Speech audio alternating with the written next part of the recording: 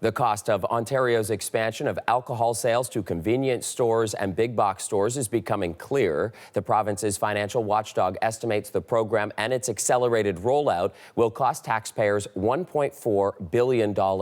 Lane Harrison joins us from Queen's Park. And Lane, break down these new numbers for us.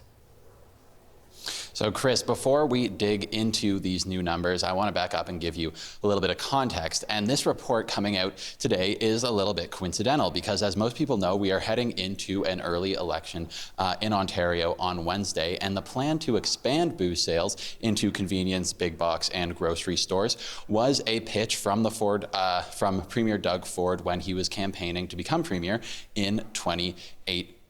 So this is something that the opposition has been jumping all over today, and we'll get to that a little bit later. But to get into the numbers, when Ford promised to get booze into convenience stores during the election campaign, that timeline was controlled by a contract between the province and the big brewers that own and control the beer store. So that was supposed to expire in 2025, and there were no plans to renew it, but the government ended up breaking that contract early to accelerate this expansion of booze sales. And when they did that, they told the public that there would be a $225 million spend to the beer store to help them stay afloat because this contract had been ended to speed up this timeline. Today we're learning that the cost of accelerating this expansion is actually $612 million. So about 3 times that 225 number that we originally heard from the Conservatives. And so those extra costs come from that $225 million,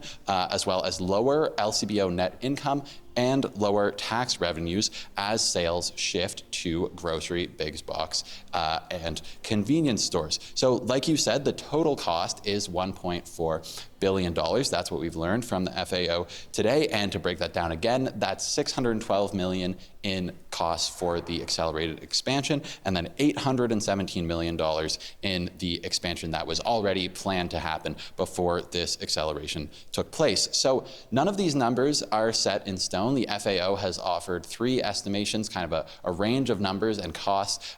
These costs that I'm telling you now are the ones that they've picked as kind of the middle of the road and most realistic expectation. But when it comes to that range, I'll let you hear a little bit more from them about why this range exists.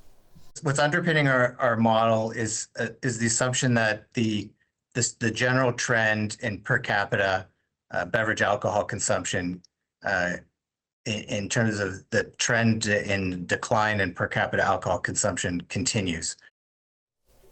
So as I said, opposition has been all over the government on this, and here's a little bit of what we heard from the Liberals this morning. This should never have happened. This is another waste of money because this government has the wrong priorities. He'd rather have beer and wine at corner stores than people have family doctors. It's a very bad deal for Ontario. Ontario Place was a bad deal for Ontarians. Service Ontario was a bad deal for Ontarians. Show me one good deal Doug Ford has gotten for this province. I don't think he's the right person to be negotiating on behalf of Ontario. So, Chris, the PCs and the government are defending this move, telling me any potential drop in tax revenue is due to our government's deliberate decisions to reduce markups and remove fees, keeping the costs down for consumers. And we'll have more reaction on this throughout the day, Chris. We sure will. All right, our Lane Harrison for us at Queen's Park.